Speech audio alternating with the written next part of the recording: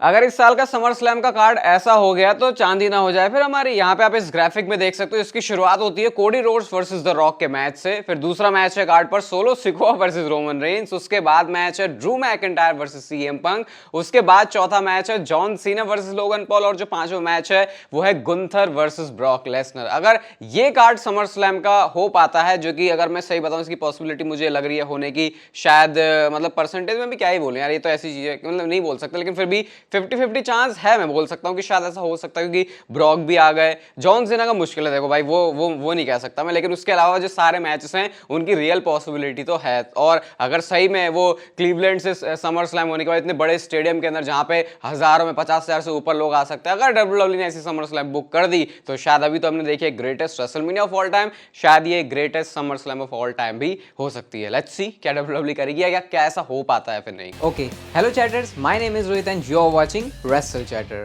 Welcome है guys आपका voice of wrestling के एपिसोड नंबर आई थिंक 416 में स्क्रीन पर आपको दिख ही रहा होगा। सबसे पहले हम बात करते हैं डब्ल्यूडब्ल्यूई के उस कंफ्यूजन के बारे में जो फाइनली अब क्लियर हो चुका है। तो मैंने आपको बताया था कि जो डब्ल्यूडब्ल्यूई मंडे नाइट रॉ है वो नेटफ्लिक्स के ऊपर जाने वाला है, लेकिन जो यूएसए नेटवर्क के साथ उनकी डील है वो हमेशा ही अक्टूबर में खत्म होती है, तो वो बीच के जितना टाइम रहेगा उसमें मंडे नाइट रॉ कहाँ पे आने वाली है। सेम गोज फॉर स्मैकडाउन, क्योंकि उनकी भी डील जो है खत्म हो रही है फॉक्स के साथ, फिर स्मैकडाउन फिर यूएसए नेटवर्क के ऊपर आएगा, ऐसा ही है ना, ऐसा ही है। तो उसके बाद डब्ल्यूडब्ल्यूई ने अनाउंस किया अपने प्रेस रिलीज में कि $25 मिलियन की एक और डील हुई है इनके बीच में, जहां पर रॉ और स्मैकडाउन दोनों के दोनों उस टाइम पीरियड के लिए जब तक मंडे नाइट रॉ नेटफ्लिक्स पर नहीं चला जाता, ये दोनों ही यूएसए नेटवर्क के ऊपर आने वाले। यानी कि डब्ल्यूडब्ल्यूई का जो होम है मेन रोस्टर के प्रोडक्ट के लिए, इवन जो वो है एनएक्सटी, वो भी तो यूएसए नेटवर्क के ऊपर ही आता है। तो ये सारे के सारे जो शोज हैं वो यूएसए नेटवर्क से ही एयर करने वाले हैं, मतलब डब्ल्यूडब्ल्यूई पूरी तरीके से यूएसए नेटवर्क के ऊपर है। तो ये कंफ्यूजन क्लियर हो गया। और उसके बाद जैसे जनवरी हिट होगा, डब्ल्यूडब्ल्यूई मंडे नाइट रॉ का जो प्रोडक्ट है वो तो चले जाएगा नेटफ्लिक्स के ऊपर, और वहां से लोग कह रहे हैं कि भाई फाइनली ऑफिशियली अब जो पीजी एरा है उसका एंड भी हो जाएगा और बहुत सारे चेंजेस होंगे। तो बड़ा इंटरेस्टिंग टाइम रहेगा। अभी रेसलमेनिया 40 हुई है, रेसलमेनिया 41 तक जाते जाते बहुत सारे चेंजेस के थ्रू डब्ल्यूडब्ल्यूई जाने वाली है। आपने देख लिया होगा विंस के जाने के बाद से डब्ल्यूडब्ल्यूई ने कैसे मेजर मूव्स किए और उसकी वजह से डब्ल्यूडब्ल्यूई को फिर फायदा भी हो रहा है। रेसलमेनिया 41 की रिसेंटली अभी डब्ल्यूडब्ल्यूई ने अनाउंसमेंट करी जो लास वेगस से होने वाला है। अब लास वेगस से ये क्यों हुआ और डब्ल्यूडब्ल्यूई ने पिछले कुछ रेसलमेनिया में क्या धमाके की उन सिटीज में जाके मैं आपको बताता हूं। इससे पहले जब डब्ल्यूडब्ल्यूई गई थी रेसलमेनिया 38 में, तो $206 मिलियन का जो रेवेन्यू है वो जनरेट किया गया था। इकोनॉमी मतलब डब्ल्यूडब्ल्यूई की तरफ से नहीं, उस सिटी में कितना वो आया था, कहते हैं ना कि आर्थिक व्यवस्था जो है, जो आर्थिक क्या कहते हैं फ्लोइंग है, वो कितनी बढ़ जाती है। तो ये $206 मिलियन, अगर इसे इंडियन रुपीज में कन्वर्ट करें तो आप मान सकते हो कि 800 और 1600 करोड़ 1700 करोड़ के आसपास से नंबर है। इतने कैजुअली मैं इस नंबर को बता रहा हूं क्योंकि ये रेसलमेनिया का नंबर है। और उसके बाद जो फिर डब्ल्यूडब्ल्यूई ने हॉलीवुड वाले रेसलमेनिया करी उसके नंबर और ज्यादा थे, $215 मिलियन थे। तो वहां की अथॉरिटी ने भर भर के डब्ल्यूडब्ल्यूई को लास वेगस में शो कराने के लिए पैसे दिए थे, क्योंकि उनको पता है जब डब्ल्यूडब्ल्यूई हमारे यहाँ पे आती है तो ट्रैवल होता है, लोग होटल बुक करते हैं, खाना पीना घूमना फिरना सब कुछ होता है, तो सिटी का बहुत फायदा होता है। तो इस तरीके से हमेशा ही बिड ऐसे ही होता है, लेकिन ये मैं आपको नंबर बता रहा हूँ कि $200 मिलियन, इतने नंबर्स की बात होती है जब डब्ल्यूडब्ल्यूई रेसलमेनिया कहीं पे लेके जाती है। और अभी इस साल के नंबर तो आए भी नहीं है, तो क्योंकि आपको पता है रेसलमेनिया कितनी हिट हुई है, तो फिर नेक्स्ट ईयर की जो पॉसिबिलिटी है फिर और इस तरीके से बढ़ जाती है। तो इसलिए हर एक सिटी चाहती है कि भाई जो रेसलमेनिया है वो हमारी सिटी में होनी चाहिए। नेक्स्ट बात करते हैं शेन मैकमैन के बारे में। तो शेन मैकमैन की रिसेंट एक गेम से पिक्चर आई, यहाँ पे आप इस शेन मैकमैन को देख सकते हो। इस फोटो को देख के ऐसा लग रहा है कि जो शेन मैकमैन में जेनेटिक्स आए हैं विंस मैकमैन के, बहुत अच्छे तरीके से जो है ट्रांसफर हुए हैं, पास हुए हैं, क्योंकि इनको भी लास्ट टाइम जब टीवी पे देखा था तब भी ऐसे ही दिख रहे थे, और वो लास्ट टाइम देखे हुए भी आपको पता टाइम हो चुका है, मतलब इतने रेगुलरली वैसे भी नहीं आ रहे जैसे टाइम में बिल्कुल रेगुलर आते थे। तो अब भी कुछ ऐसा खास तो बदला नहीं है। यहाँ पे देखो अपडेट कुछ नहीं है यहाँ पे भी इनके बारे में, इतना मुझे पता है कुछ ना कुछ शायद इनके अभी भी शेयर्स हैं डब्ल्यूडब्ल्यूई, बस इतना ही है। बाकी रिटर्न का आने जाने का तो अभी ऐसे कुछ खास पता चल नहीं रहा। और विंस मैकमैन के साथ अभी जो हुआ उसके ऊपर शेन मैकमैन का भी क्या टेक है उसके बारे में कुछ खास क्लैरिटी है नहीं यहाँ पे। कोडी रोड्स ने ऐसी कौन सी स्ट्रीक रोमन रेंस की तोड़ दी है अनडिस्प्यूटेड डब्ल्यूडब्ल्यूई चैंपियनशिप के साथ, ये पता नहीं जबरदस्ती का बनाया हुआ फैक्ट है, लेकिन जो भी है मुझे देखा तो सोचा आपके साथ शेयर कर देता हूं। 11,000 इसके ऊपर लाइक्स भी हैं। तो फन फैक्ट ये है कि पहली बार ऐसा हुआ है कि अनडिस्प्यूटेड चैंपियनशिप के मैच में कोई भी आउटसाइड इंटरफेरेंस नहीं हुई है। और ये कब से है? ये 17 जून 2022 के स्मैकडाउन के शो से है, जब रोमन रेंस का लास्ट मैच था जहां पे कोई इंटरफेरेंस नहीं हुई थी उधर से, मतलब भदड़बाजी नहीं हुई थी जो रोमन रेंस के मैचेस के लिए बहुत ज्यादा जानी जाती है, जब रिडल को उन्होंने हराया था। तो तब से लेकर अब तक ये पहली बार है कि किसी अनडिस्प्यूटेड चैंपियनशिप के मैच में कोई बाहर से इंटरफेरेंस वगैरह नहीं हुई। तो ये अजीब सा स्टाइल दैट है, लेकिन ऐसा ही है। अब लोग यहाँ पे और ट्रिगर हो रहे हैं, भाई क्या तुम इस चीज़ की बात कर रहे हो, हम तो यहाँ बोरिंग कोडी रोड्स की बात करें, तुम इसे कहाँ रोमन रेंज से कंपेयर करो। आपको पता है ये सब सोशल मीडिया पे चलता ही रहता है, और अभी तो मुझे हेल्दी वे में लग रहा है, ऐसा कुछ लग रहा है कि बहुत चीज़ें अग्रेसिव जा रही हैं, और ये सही भी है क्योंकि इससे फिर जो लोग हैं, जो कम्युनिटीज़ हैं, उनके बीच में जब ऐसे टेंशन बढ़ती है तो फिर WWE के प्रोडक्ट की तरफ भी जो फैंस हैं वो ज़्यादा ड्राइव होते हैं।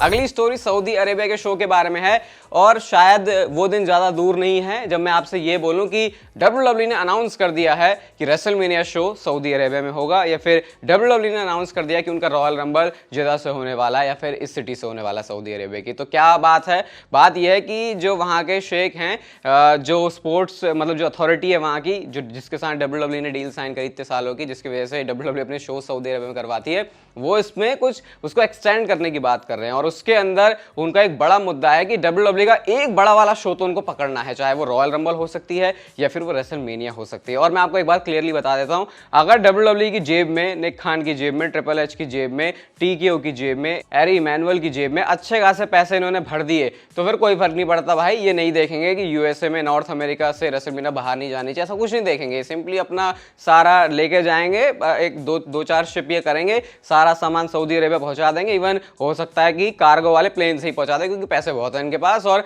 वहां पे जाकर फिर ये रेसलमेनिया करवा देंगे। क्योंकि WWE इस समय बिजनेस वाले स्टैंड पॉइंट से चीजें बहुत ज्यादा देख रही है, और ऐसा नहीं कि बिजनेस के चक्कर में अंधे हो चुके हैं। जब बिजनेस बना भी रहे तो ये भी देख रहे हैं कि फैंस का भी उतना ही ध्यान रखा जाए, जो कि एक परफेक्ट बैलेंस बनाता है WWE के प्रोडक्ट को आगे लेके जाने में। क्योंकि बिजनेस देखो भाई, फिर हो सकता है कि जो फैंस है वो नाराज हो जाए।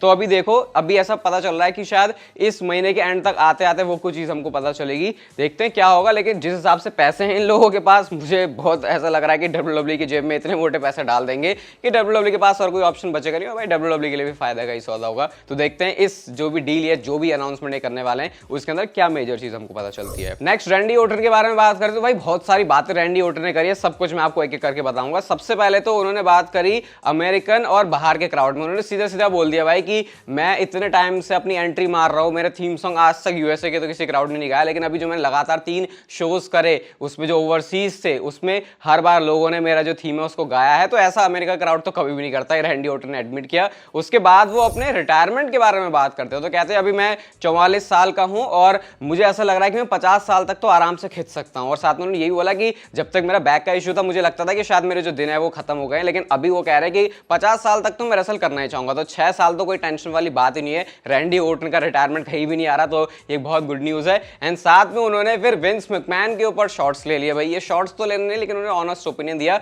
उन्होंने कहा कि जब तक ये विंस का टाइम था ऐसा होता था, जब कोई बंदा अपनी प्रॉब्लम लेके जा रहा है, अपनी समस्या लेके जा रहा है या फिर उसको टाइम ऑफ चाहिए, तो सिंपली उसका जवाब मिलता था कि भाई चलो यार अब तुम थोड़ा एज बढ़ रही है, जितने ज्यादा तुम बम्स लोगे उतने ही तुम्हारा जो करियर है वो शॉर्ट होता जाएगा। तो इसको उस प्रोसेस का पार्ट मानते थे। लेकिन अब ट्रिपल एच के टाइम में इसको इस तरीके से नहीं देखा जाता, वो इस तरीके से देखते हैं कि भाई कैसे इस चीज को कम किया जा सकता है, कैसे और क्या क्या प्रिकॉशन लिए जा सकते हैं, कैसे सुपरस्टार्स की जो लाइफ है रेसलिंग रिंग के अंदर उसको बढ़ाया जा सकता है, और साथ में वो अपनी फैमिली को भी टाइम दे सके। तो उन्होंने कहा कि ये सारी चीजें चेंज हो चुकी हैं, और अब जो रूटीन है, अब जो माहौल है, वो ऐसा नहीं कि जाओ लड़ो जाके भैया अपनी हेल्थ को दाव पे लगा के। अब चीजों को प्रायोरिटी इस हिसाब से दी जा रही है कि भैया जो बंदा है उसकी हेल्थ भी नंबर 1 है, फैंस को एंटरटेन तो हमको करना ही है साथ में। तो ये रैंडी ऑर्टन ने एक बहुत बड़ा चेंज बताया, और इसी वजह से वो कहते हैं कि वो एक फुल टाइम सुपरस्टार भी बन चुके हैं। इस चीज से उनको बहुत ज्यादा मदद मिली है। तो ये उन्होंने कोई ऐसा नहीं कि वैसे बोलना शॉर्ट लिया, सिंपली उन्होंने जो रियलिटी है उस बात को बोला।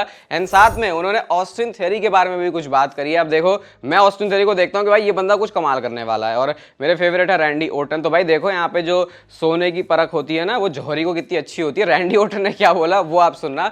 वो ऑस्टिन थ्योरी के बारे में बोलते हैं कि देखो मैं ऑस्टिन थ्योरी के बारे में ये बोलना चाहूंगा, मतलब रैंडी ऑर्टन बोलना चाहेंगे कि वो समय से ज्यादा ही मैच्योर हो चुका है। ऐसा नहीं है कि मैं सिर्फ उसके टैलेंट की बात कर रहा हूं, जिस तरीके से वो रिंग में भी है और साथ में जिस तरीके से चीजों को वो समझता है। ओवरऑल ऑस्टिन थ्योरी को वो एक पैकेज बोलते हैं, और कहते हैं कि जब मेरी बात भी होती है ऑस्टिन थ्योरी से, लगता है कि भाई इस बंदे के अंदर बहुत ज्यादा दम है। तो ये उन्होंने प्रेस करते हुए ऑस्टिन थ्योरी के बारे में बात बोली। तभी मैं सोचूं मुझे ऑस्टिन थ्योरी इतने पसंद की बातें, तो ऑब्वियसली पसंद हमारी है रैंडी ऑर्टन, रैंडी ऑर्टन की वो पसंद है। तो अब बस कुछ टाइम ही वेट कर लो। मुझे लगता है अगर सही वे में ट्रिपल एच ने उनके अंदर ध्यान दे दिया तो फिर शायद हो सकता है बहुत सारे लोगों के फेवरेट सुपरस्टार भी ऑस्टिन थ्योरी आपको बहुत जल्दी बनते हुए दिखाई दें।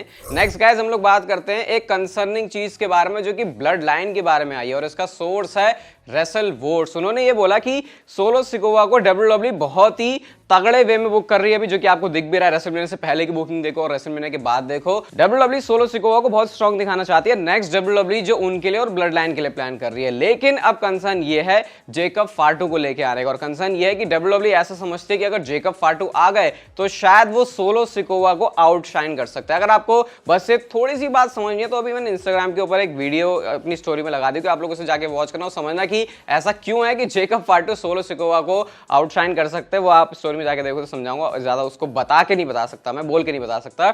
अब इसकी वजह से क्या है, WWE थोड़ा सा डर रही है कि जेकब फाटू को किस तरीके से लेके आया जाए। और यहां पे एक जो दूसरी चीज है जो कि शायद लोग एक्सपेक्ट नहीं कर रहे, वो प्लान कर सकते हैं कि जेकब फाटू ये नेगेटिव वाली ब्लड लाइन, यानी कि न्यू ब्लड लाइन में नहीं बल्कि जो ओजी ब्लड लाइन है, रोमन रेंस वाली ब्लड लाइन, जिमी ऊसो वाली ब्लड लाइन, जे ऊसो वाली ब्लड लाइन, इवेंचुअली शायद सैमी ज़ेन का भी उसमें एडिशन होगा, तो वो वाली ब्लड लाइन के अंदर जेकब फाटू को इंट्रोड्यूस कर सकते हैं कुछ इस तरीके से कि रोमन रेंस खुद तो आए साथ में वो जेकब फाटू को भी लेके आए, ताकि जेकब फाटू के ऊपर ज्यादा से ज्यादा स्पॉटलाइट आए और WWE फैंस की नजर में वो एक फैन फेवरेट वाली साइड में रहे, क्योंकि उनका जो गिमिक है वो कुछ इसी तरीके का है जिससे पहले, अगर WWE से पहले के उनके रन की बात करोगे, क्योंकि WWE मतलब वो आप स्टोरी में वीडियो देखो ना, आपको समझ में आएगा कि अच्छा इन बातों का आपस में कनेक्शन कैसे बन रहा है। तो जेकब फाटू ये नेगेटिव वाली ब्लड लाइन में नहीं, फिर इस तरीके से रोमन रेंस वाली ब्लड लाइन में भी आ सकते हैं, ताकि जो सोलो सिकोवा काम कर रहे हैं वो भी वो उसी तरीके से आगे जाके कर सके। ये बहुत बड़ी बात होती है अगर WWE ये सोचे कि हम किसी बंदे को लेके आएंगे जो